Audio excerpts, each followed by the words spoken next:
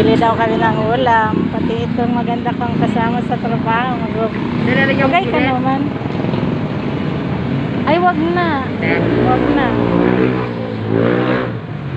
Dito na naman kami kay Kuya. Nagpapalinis ng isda na naman. Bayot siya. Naglilinis niya. At saka, kaway-kaway. Kaway ka naman. Ay,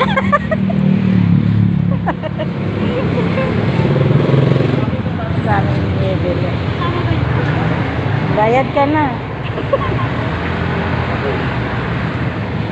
Hey guys. Nabayad.